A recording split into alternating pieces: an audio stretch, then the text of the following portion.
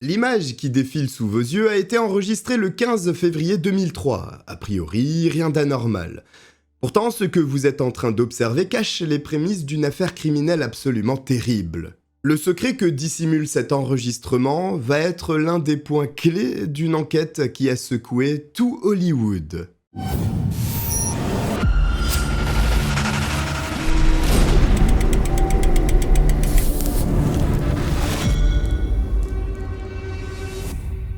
Les amis, juste avant qu'on ne débute, laissez-moi vous dire que le podcast est enfin disponible. Vous avez été nombreux à me le réclamer. Eh bien ça y est, il est sorti. Vous le trouverez sur Spotify, Deezer, Apple Podcast ou encore Google Podcast. C'est présent partout. N'hésitez pas à aller le suivre si cela vous intéresse, à mettre la note maximum parce que ça aide énormément. Je vous remercie et nous, on peut continuer avec notre histoire. Nous sommes au tout début de l'année 2003. Christine Johnson vient d'arriver à Los Angeles. Elle y a posé ses valises l'année précédente en provenance de sa terre natale dans l'état du Michigan. La jeune femme de 21 ans est ravie de s'être expatriée sur la côte ouest des États-Unis.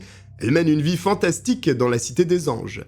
Il faut dire qu'elle a pour objectif de travailler dans l'univers du cinéma, et quel autre endroit que Hollywood pour remplir un tel objectif de carrière. Alors même si sa mère, Terry, ne voit aucun inconvénient à ce que sa fille tente sa chance à Los Angeles, son père Kirk est un peu plus frileux. Il n'aime pas trop l'idée que Christine, une jeune femme célibataire, se trouve seule dans une ville survoltée qu'elle ne connaît pas. Ceci dit, il est peut-être un peu vieux jeu et, après tout, pour que le rêve de sa fille se réalise, Hollywood semble être une étape obligatoire. Au final, les craintes du père s'envolent rapidement. Christine s'installe du côté de Santa Monica, dans un appartement qu'elle partage avec une colocataire tout à fait charmante, ce qui facilite son acclimatation à ce nouvel environnement. Au départ, pour payer son loyer, Christine travaille à temps partiel, un petit emploi alimentaire en parallèle de ses études dans le domaine du maquillage artistique. À Los Angeles, les opportunités sont légion. Christine réussit ainsi à intégrer l'équipe de production d'un film dont la vedette est Sandra Bullock, une actrice mondialement connue. C'est une chance inestimable de parvenir à participer à ce genre de réalisation, surtout aussi jeune, avec peu d'expérience finalement.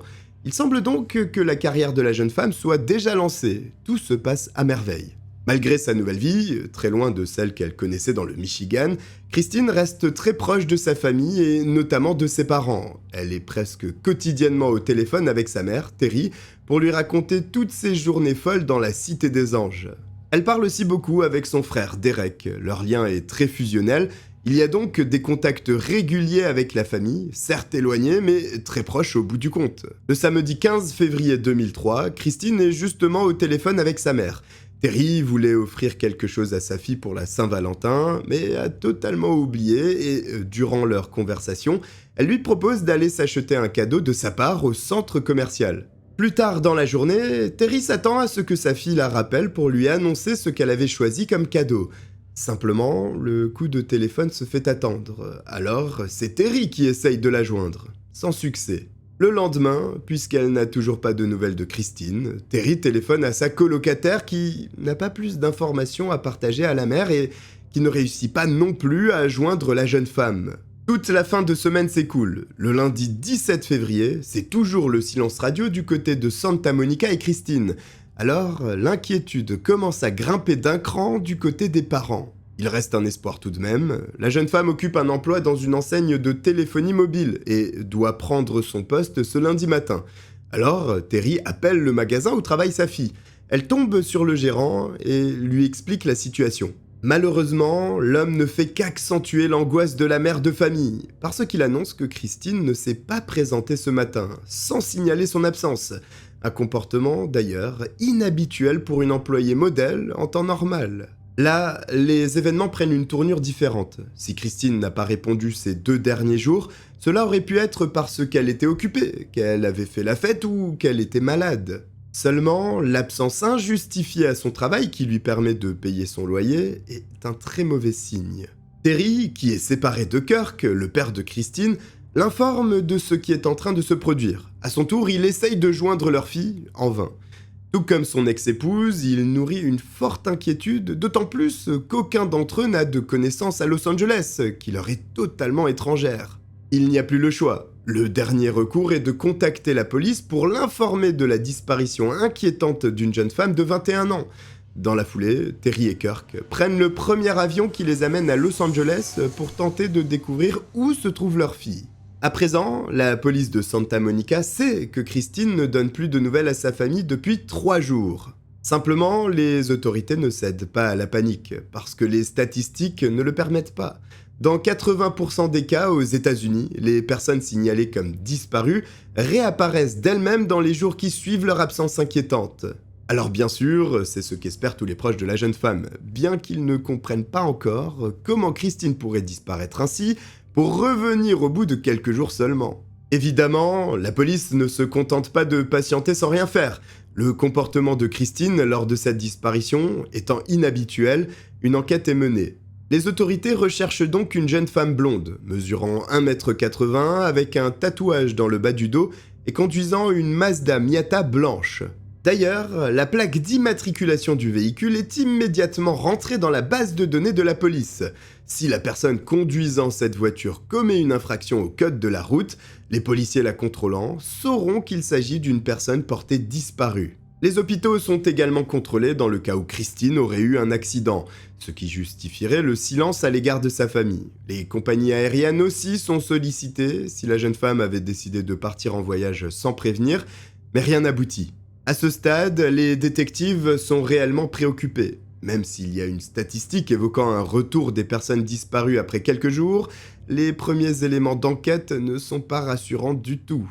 Les enquêteurs décident de se rendre directement au domicile de Christine afin d'obtenir des informations supplémentaires en interrogeant notamment sa colocataire. Celle-ci indique qu'elle partage l'appartement avec Christine depuis quelques mois. Leur entente est amicale, mais elles ne sont pas amies pour autant.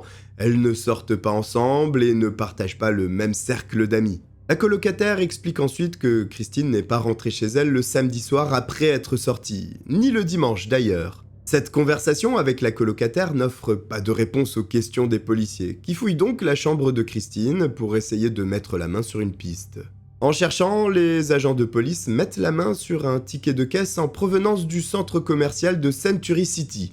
Visiblement, la jeune femme y a acheté des talons aiguilles.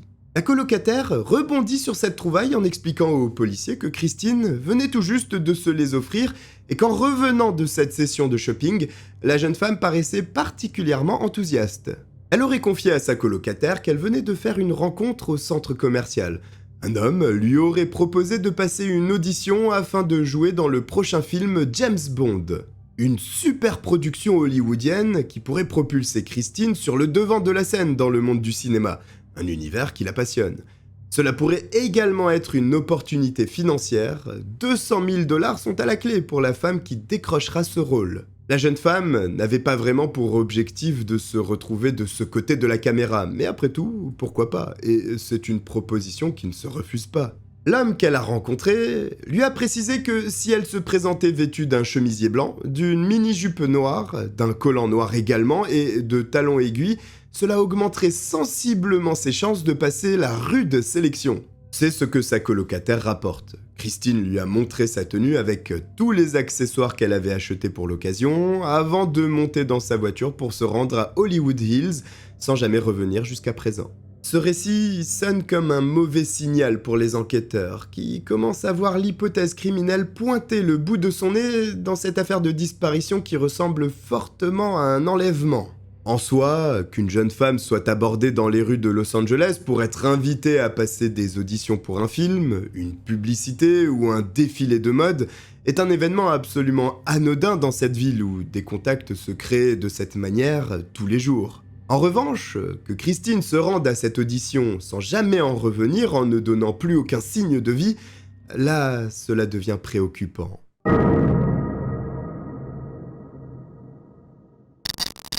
Le mardi 18 février, l'enquête se poursuit, la jeune femme n'ayant toujours pas réapparu. Les policiers n'ont pas beaucoup d'éléments concrets en leur possession, mais ils décident d'exploiter cette histoire racontée par la colocataire de Christine. Elle aurait rencontré un homme lui ayant proposé de passer une audition pour un film James Bond. Alors les autorités se renseignent sur le studio chargé de la production des longs métrages de cette licence, afin de savoir si un film était en préparation ou en cours de tournage. Toutes les personnes impliquées de près ou de loin dans le recrutement des acteurs et figurants des films James Bond sont questionnées.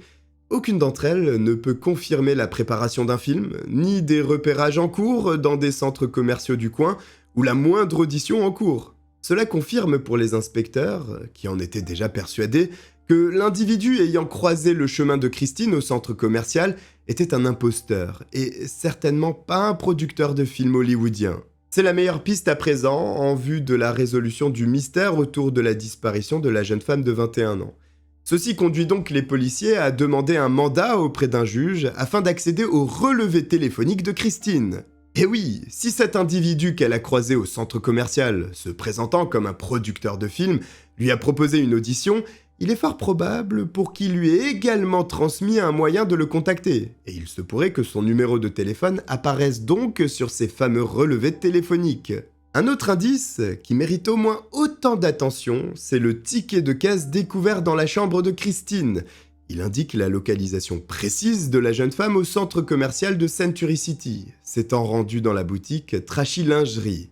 Il y a de fortes chances pour que des caméras de surveillance soient installées dans le magasin, et si c'est le cas, il devrait être facile de reconnaître Christine durant sa session de shopping à cet endroit, et pourquoi pas obtenir une image du producteur de film. La police se rend donc au centre commercial et à la boutique concernée afin d'étudier les bandes de vidéosurveillance. Ce sont des heures entières qui sont analysées pour essayer de détecter Christine et finalement, la jeune femme est repérée sur la vidéo. C'est possiblement une grande avancée. Malheureusement, Christine est seule dans ce magasin.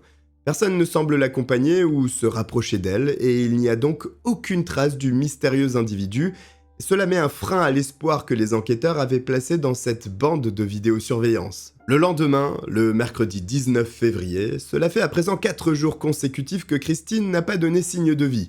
Il est possible qu'elle soit retenue captive quelque part, mais plus les heures tournent et plus la possibilité de retrouver la jeune disparue s'estompe. Les pistes se refroidissant une à une, la police de Santa Monica organise une conférence de presse. Le but est d'informer le public de la disparition inquiétante de Christine. Les autorités craignent pour la vie de la jeune femme. Il n'est pas envisageable qu'elle se soit volatilisée volontairement. Les éléments en possession des enquêteurs excluent une telle hypothèse. Alors, informer la population de Los Angeles pourrait être bénéfique à l'enquête. Une affiche est donc conçue puis diffusée. Elle regroupe toutes les informations nécessaires comme la photo de Christine, son identité, l'endroit où elle a été aperçue la dernière fois, ainsi qu'une description et une photo du véhicule qu'elle conduit. C'est important de transmettre l'information au plus grand nombre parce qu'il est encore probable qu'elle soit en vie et retenue quelque part. La police n'a donc plus qu'à attendre qu'un potentiel témoin se présente pour délivrer des renseignements, soit à propos de Christine, soit de son véhicule également.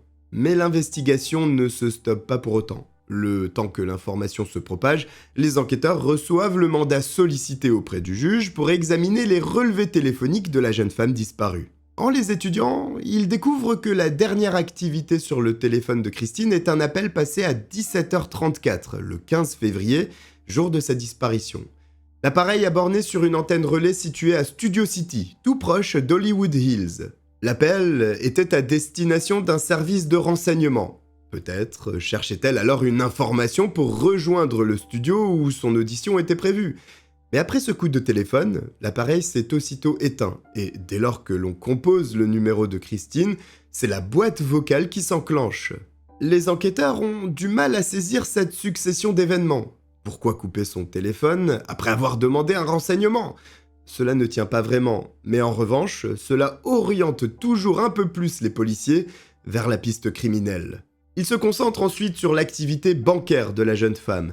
Si elle a décidé de s'enfuir par ses propres moyens, il est presque nécessaire pour elle d'avoir utilisé son argent. Un détail fait gagner énormément de temps aux enquêteurs, puisque Terry, la mère de Christine, partage un compte bancaire avec cette dernière, et elle autorise les policiers à accéder au compte.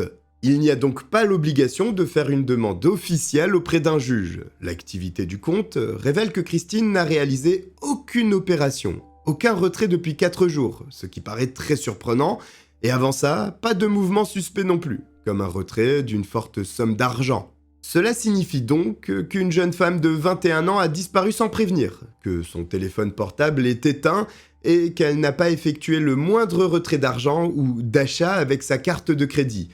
Pour les policiers, il est évident que Christine a subi un enlèvement. Le jeudi 20 février, l'investigation n'a pas réellement progressé, mais cette date marque un tournant pour les inspecteurs.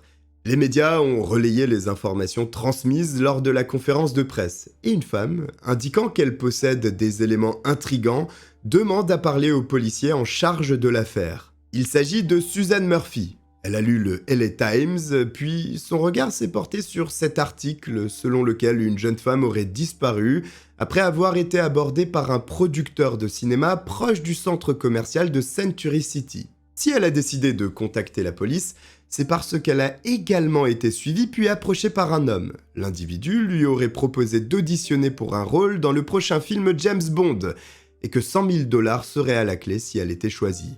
L'homme lui aurait demandé de venir avec une chemise blanche à manches longues, une mini-jupe de couleur noire, des collants de la même couleur et des talons aiguilles. Évidemment, ce récit interpelle les inspecteurs de police puisqu'il est en tout point similaire à ce que la colocataire de Christine leur a rapporté. Cet individu devient donc de plus en plus suspect dans cette affaire et doit absolument être retrouvé.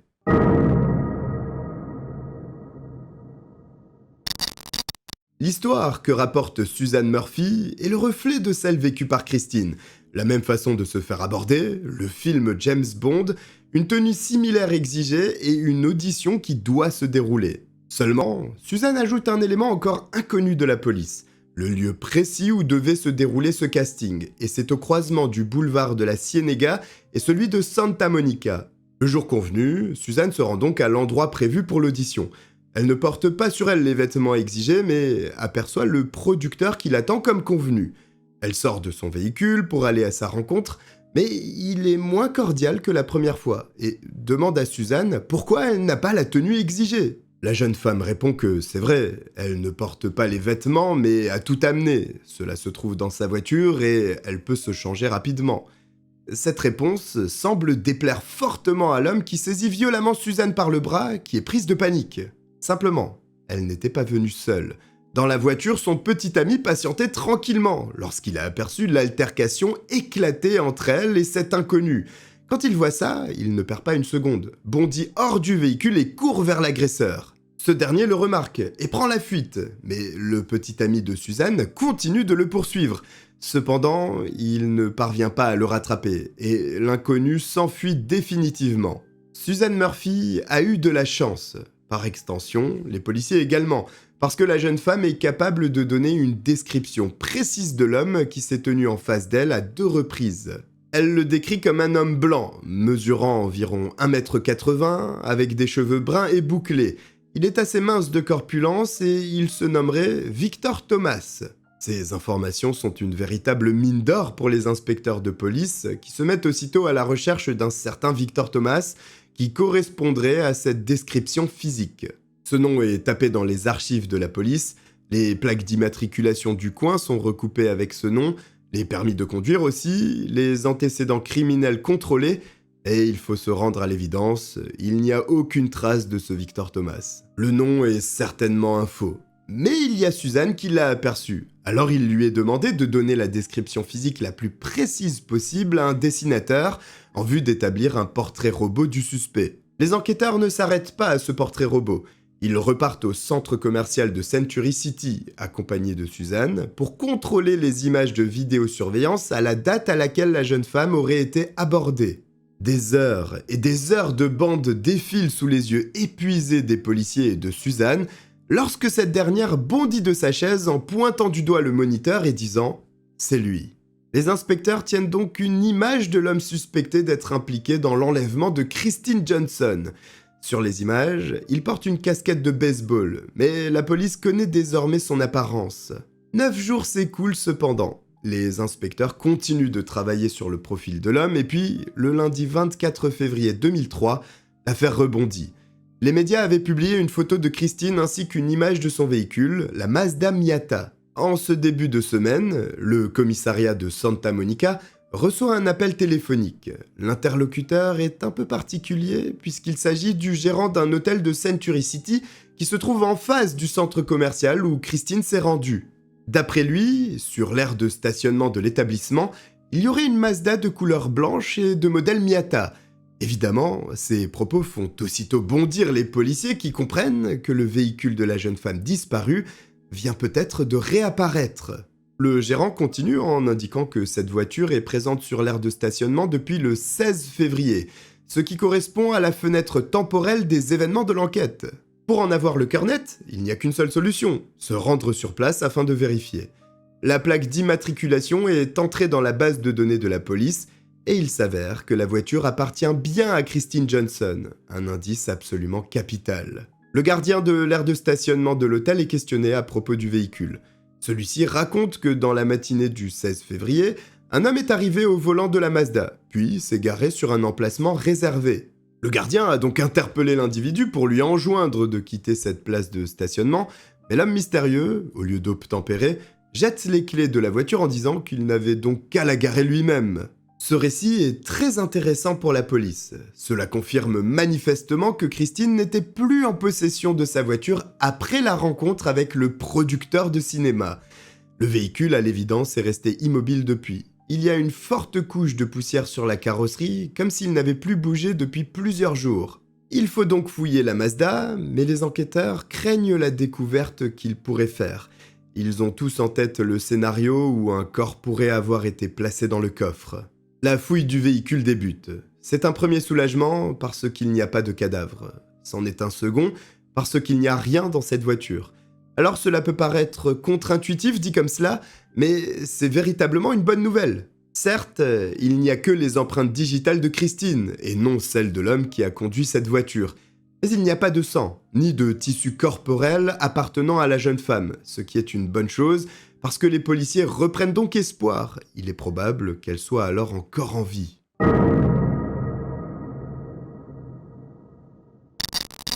Christine Johnson est peut-être encore vivante, mais si elle l'est, il est probable que sa vie soit en jeu avec un psychopathe qui semble attirer les jeunes femmes rêveuses de Los Angeles.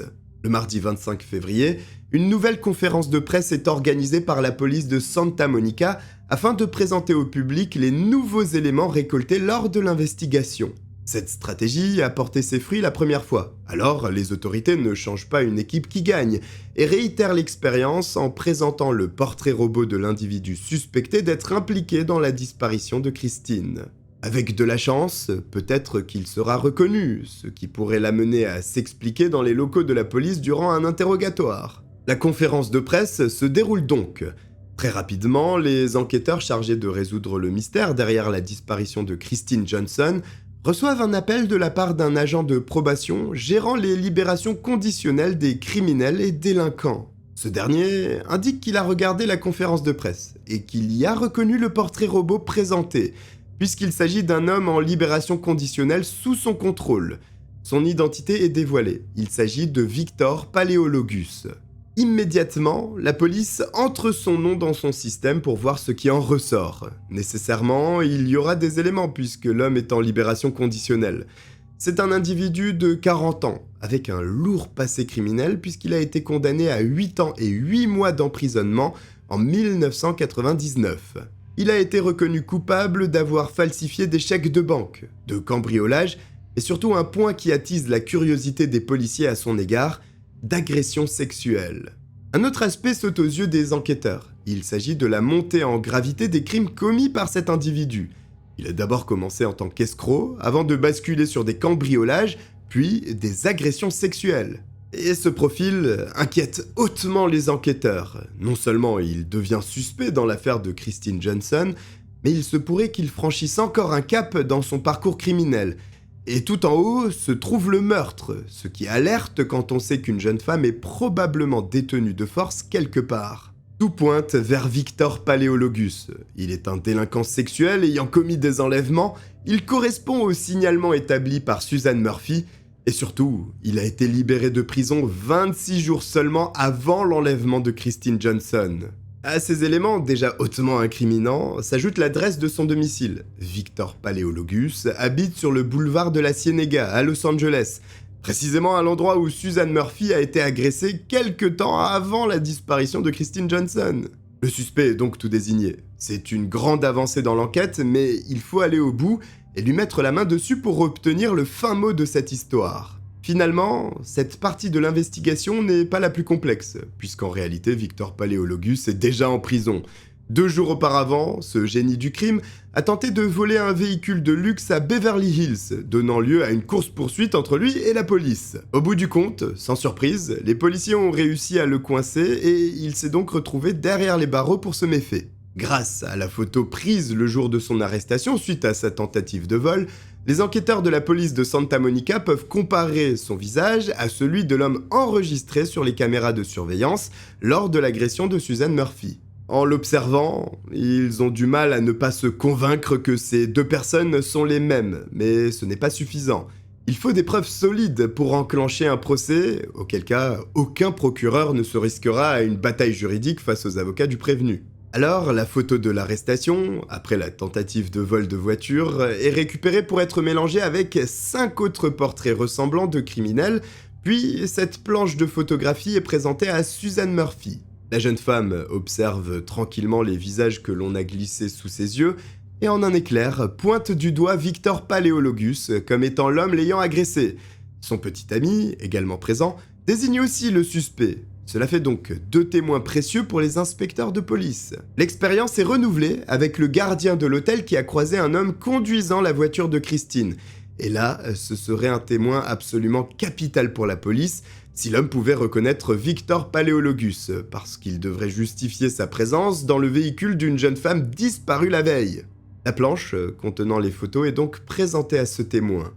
Malheureusement, il est incapable d'identifier clairement Victor Paleologus. C'est un véritable coup dur. Simplement, l'enquête continue et les policiers décident de se rendre au centre de détention où est retenu leur suspect pour parler directement avec lui. Ils n'ont pas le choix en réalité. Christine est peut-être encore en vie, elle pourrait être maintenue captive quelque part, et la seule personne capable d'indiquer où, c'est potentiellement le suspect. Il est donc transféré du centre de détention où il se trouve pour être amené dans une salle d'interrogatoire de la police de Santa Monica où une session s'apprête à débuter. La première surprise pour les policiers en charge de l'interrogatoire est que Victor Paleologus se présente comme un homme courtois. Il est agréable dans la discussion, il ne tente pas de jouer un jeu ou de dominer le rapport de force comme les inspecteurs en ont l'habitude. Alors, les policiers décident de commencer en douceur. Ils laissent l'homme se présenter, discutent tranquillement, puis vont droit au but, en demandant au suspect s'il connaît une jeune femme de 21 ans nommée Christine Johnson. Calmement, le suspect répond qu'il ne voit pas qui est cette personne, qu'il n'a jamais eu de contact avec elle et qu'il ne peut pas aider les agents sur ce point. L'homme prend de court les inspecteurs. Il maintient qu'il ne sait pas qui est cette femme, puis se renferme, refusant de continuer la discussion. La seconde surprise pour les policiers est que tout ceci se déroule dans un calme absolument incroyable, tandis qu'un certain stress devrait envahir le suspect ou alors une petite forme d'angoisse, mais rien chez Victor Paleologus. Ce calme chez le suspect convainc les policiers que Christine est désormais décédée et qu'en face d'eux se tient un tueur. Celui-ci, avec les questions des inspecteurs, vient de comprendre qu'il recherchait activement la jeune femme. Seulement s'il l'a tuée, lui uniquement peut savoir où se trouve le corps. Il est donc serein pour cette raison. Il sait que les autorités ne peuvent pas le relier au meurtre. En tout cas, c'est la théorie des enquêteurs de police, qui sont bien embêtés à présent, parce qu'ils se retrouvent dans l'impasse, sans preuves matérielles concrètes, ou alors des aveux. C'est encore une fois les conférences de presse qui vont jouer un rôle crucial dans cette affaire, puisqu'un agent immobilier du nom de Paul Caddy appelle la police de Santa Monica pour signaler qu'il a reconnu le portrait robot diffusé quelques jours auparavant. Il explique que cette photo correspond à celle d'un homme s'étant présenté à son agence immobilière comme un potentiel acquéreur. Celui-ci avait le souhait d'acheter une maison dans le quartier d'Hollywood Hills. 10 jours durant, l'agent immobilier et Victor Paleologus ont donc parcouru les maisons du secteur à la recherche du bien idéal pour l'intéressé, qui n'a finalement rien acheté. Paul Caddy décrit son client comme une personne très calme, gentille aussi, mais avec un côté étrange et une demande bien particulière. Il voulait absolument une pièce insonorisée depuis laquelle on n'entendrait pas de hurlements. Dans chaque maison, il s'est donc rendu dans les chambres, laissant l'agent immobilier à l'extérieur de celle-ci, avant de crier et de lui demander si le son était perceptible. Victor Paléologus avait avancé comme justification qu'il souhaitait tester l'acoustique des pièces. Les policiers comprennent aussitôt que la seule raison pour laquelle il faisait une telle demande était pour commettre un crime et que sa victime ne soit pas entendue. D'ailleurs, la localisation des maisons qu'a visité le suspect se trouve dans le secteur où le téléphone portable de Christine a borné pour la dernière fois. Un élément supplémentaire pour convaincre les inspecteurs de la culpabilité de Victor Paléologus dans sa disparition.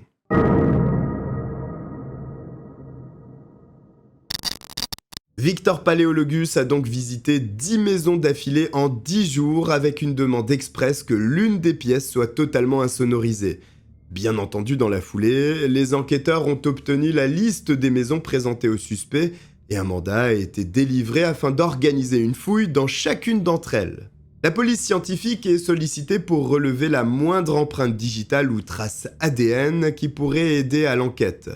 Mais sur les 10 maisons visitées, aucun élément n'est trouvé. Pas de traces de sang, pas d'ADN, pas de cadavre, absolument rien. Le lundi 3 mars, cela fait 16 jours que Christine a disparu. L'enquête est au point mort, mais un nouvel appel débloque la situation. Dans les collines d'Hollywood, 4 jeunes promeneurs en randonnée traversent tranquillement le Laurel Canyon. L'un des garçons a son regard attiré par une couleur vive au milieu du paysage aride de la Californie. Il y a quelque chose de bleu qui repose en contrebas de l'endroit où il se trouve, et décide d'aller jeter un œil à ce que cela pourrait être. À première vue, c'est un sac de couchage, un déchet dont un passant a dû se débarrasser. Mais il ne semble pas vide. Curieux, le jeune homme ouvre le morceau de tissu et y découvre, contre toute attente, un cadavre fortement décomposé. Cette vision d'horreur le fait immédiatement remonter la pente auprès de ses amis pour signaler la macabre découverte. Aussitôt, la police est contactée. Les agents arrivent donc sur place et constatent la dépouille d'une femme reposant en contrebas. Il avait plu ces derniers jours et la chaleur ambiante de la Californie mêlée à un fort taux d'humidité a sûrement accéléré le processus de décomposition du corps. La victime est vêtue d'un pantalon de survêtement et cela ne semble pas correspondre à la tenue qui avait été exigée par Victor Paléologus lorsqu'il abordait les jeunes femmes dans la rue. Alors, les policiers doutent sur le fait qu'il s'agisse de Christine dans ce sac de couchage. Il y a donc encore de l'espoir pour qu'elle soit en vie. Pourtant, cet espoir est rapidement éteint quand un tatouage est découvert dans le bas du dos de la victime. Un tatouage similaire à celui que portait Christine. C'est finalement confirmé par le médecin légiste, la personne reposant dans ce sac de couchage est bel et bien la jeune femme de 21 ans, Christine Johnson. Le lendemain, le mardi 4 mars, l'autopsie du corps de la victime est réalisée. D'après le médecin légiste, le corps de Christine est resté à l'extérieur durant au moins 2 semaines complètes, voire plus. La dépouille de la jeune femme est recouverte d'ecchymoses. Il en est retrouvé sur les jambes, le torse, le dos ainsi que les bras. Il y a aussi de nombreuses coupures, démontrant la violence de l'attaque subie par la jeune femme qui s'est probablement fortement débattue. La cause de la mort est identifiée par le médecin légiste comme une asphyxie après un étranglement. Une grave fracture est également repérée au niveau du crâne de Christine, mais il n'est pas possible de déterminer si un coup est à l'origine ou s'il s'agit de sa chute dans le ravin. Les chevilles ainsi que les poignets de la jeune femme sont marqués par les lacets qui les entouraient et qui ont servi à la ligoter. Enfin, il est impossible pour le médecin légiste de déterminer si ce meurtre avait un caractère sexuel. L'état de décomposition étant trop avancé, aucune conclusion ne peut être tirée sur ce point. Il y a un corps, signifiant donc que l'enquête bascule officiellement en une investigation pour homicide. Il y a même un suspect que tout désigne, mais seulement de manière circonstancielle. Et c'est bien là le terrible problème auquel se confrontent les inspecteurs. Sans preuve matérielle et directe impliquant Victor Paléologus, il se pourrait qu'il soit relaxé dès lors que le jury populaire chargé de se prononcer sur sa culpabilité ne serait pas convaincu de la théorie proposée par les policiers. Il n'y a donc pas le choix pour mettre ce sociopathe derrière les barreaux. Il faut plus d'éléments. Quoique, il se trouve déjà en prison après le vol du véhicule pour lequel il a été intercepté, et c'est une demi-victoire. Cela évite que d'autres femmes soient en danger. Un nouveau mandat est donc délivré afin que les enquêteurs puissent examiner les appels téléphoniques passés par Victor Paléologus. C'est ainsi qu'ils découvrent que l'appareil de ce dernier se trouvait dans la zone où le corps de Christine fut retrouvé, et ce, juste après sa disparition. Ensuite, il y a plusieurs coups de téléphone qui ont été passés alors qu'il se trouvait au centre commercial de Century City. Et le moment de ces appels correspond à celui où la jeune femme de 21 ans était dans la boutique en train de faire ses achats. Autrement dit, il se trouvait sur le lieu où Christine a été vue pour la dernière fois vivante. Encore une fois, tous les éléments laissent à penser que le suspect est bien le meurtrier. Mais comme pour tout le reste, ce ne sont pas des preuves directes. Il reste une dernière chance pour que Victor Paleologus ne bénéficie pas d'une opportunité de sortir libre du tribunal en cas de procès. Il faut réussir à démontrer un comportement similaire avec plusieurs victimes. Les policiers tiennent déjà le témoignage de Susan Murphy, mais celui-ci n'est pas suffisant à lui seul. Alors, les inspecteurs partent à la recherche d'autres victimes potentielles, et 2 jours après la découverte du corps de Christine, c'est un nouveau rebondissement qui intervient.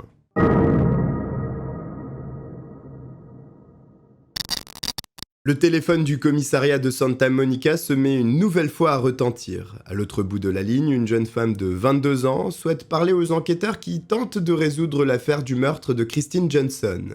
Elle se présente comme étant Alice Walker. Ce qu'elle a à dire devrait intéresser fortement les policiers dans la mesure où elle est une survivante de Victor Paleologus. Le 25 janvier 2003, environ 3 semaines avant la disparition de Christine, Alice travaille dans un restaurant au cœur du centre commercial de Century City. Un homme s'installe à l'une des tables de la section gérée par Alice. Ce dernier l'interpelle. Il se présente comme un producteur de cinéma, il s'appelle Victor et il prépare le nouveau film James Bond. Dans ce prochain opus, une femme doit tuer l'espion mythique et il cherche activement l'actrice qui pourrait incarner ce rôle. En plus du côté iconique avec la mort du plus connu des agents secrets, le cachet pour une telle performance au cinéma s'élèverait à 200 000 $. Alice étant serveuse, une telle opportunité pourrait totalement changer sa vie. Elle doit se rendre à un rendez-vous au coin de la Cienega et Santa Monica pour une audition. Elle doit porter une chemise blanche à manches longues, des collants noirs, une mini-jupe de la même couleur et des talons aiguilles. Jusque-là, ça vous est familier, tout comme pour les policiers de Santa Monica, mais Alice continue son récit. Elle se rend à l'endroit convenu. Elle rencontre le producteur qui l'amène dans une salle aménagée en studio où se trouve un équipement audiovisuel pour enregistrer une scène. Il donne un pistolet factice à la jeune femme et lui demande de jouer à un moment où elle aurait une arme dans le dos qu'elle devrait sortir au dernier instant pour tuer James Bond. Alice commence la scène et lorsqu'elle s'approche de l'homme, il la saisit au niveau de la taille pour simuler un baiser. La jeune femme se braque. Elle dit qu'elle n'est pas à l'aise pour un tel scénario. L'homme ne dit rien, puis saisit violemment ses cheveux et l'embrasse de force. Rapidement, Alice repousse brutalement l'homme qui heurte le mur derrière lui, presque surpris. Puis la jeune femme s'empresse de quitter le studio. Quelque temps plus tard, elle tombe sur le portrait robot du suspect dans l'affaire du meurtre de Christine. Et elle se dit que si elle avait dû dessiner Victor, le producteur, c'est exactement ce à quoi le dessin aurait ressemblé. C'est ce qui l'a poussée à téléphoner à la police pour raconter son histoire. Cette histoire, Alice n'est pas la seule à la raconter. Il y a Susan Murphy, évidemment, mais également 13 autres femmes qui se sont manifestées auprès des enquêteurs pour les mêmes faits précisément. Des agressions qui se sont déroulées entre 1989 et 2003. Il y a donc une quinzaine de victimes au moins, en comptant seulement celles qui ont décidé de se présenter au poste de police. Cette accumulation de témoignages est exactement ce que la police recherchait pour faire tomber Victor Paleologus. Le dossier est ficelé, puis envoyé au procureur pour déclencher le procès du suspect dans le meurtre de Christine Johnson. Le 13 juillet 2006 s'ouvre le procès de Victor Paleologus. En tout, ce sont 7 femmes qui viendront témoigner contre lui pour le désigner formellement comme un agresseur sexuel utilisant le même mode opératoire afin de parvenir à ses fins. Victor Paleologus a d'abord plaidé non coupable du meurtre de Christine Johnson, mais le défilé de victimes le désignant l'a encouragé à changer son plaidoyer, surtout que la peine de mort est en jeu dans ce procès pour meurtre avec préméditation. Il est prêt à plaider coupable à condition que la peine capitale ne lui soit pas appliquée. Et il faut croire que ses avocats ont bien travaillé le dossier parce qu'ils réussissent à obtenir un accord. Cet accord exige un plaidé coupable pour meurtre avec préméditation en contrepartie d'une peine d'emprisonnement à vie accompagnée d'une libération conditionnelle possible. En 2023, Victor Paleologus pouvait faire sa première demande de libération conditionnelle, mais n'a pas lancé la procédure. La prochaine requête pourrait être effectuée en 2025. Une décision surprenante d'accepter un tel accord lorsque l'on sait que le meurtre sauvage de Christine Johnson fut commis alors que Victor Paleologus venait tout juste d'obtenir une libération conditionnelle justement. Voici pour cette terrible affaire. Si vous êtes arrivé jusqu'au bout, écrivez Californie en commentaire. J'espère que vous avez apprécié mon récit. Si c'est le cas, n'hésitez pas à vous abonner. Je vous remercie de m'avoir regardé et je vous dis à très vite. Bye.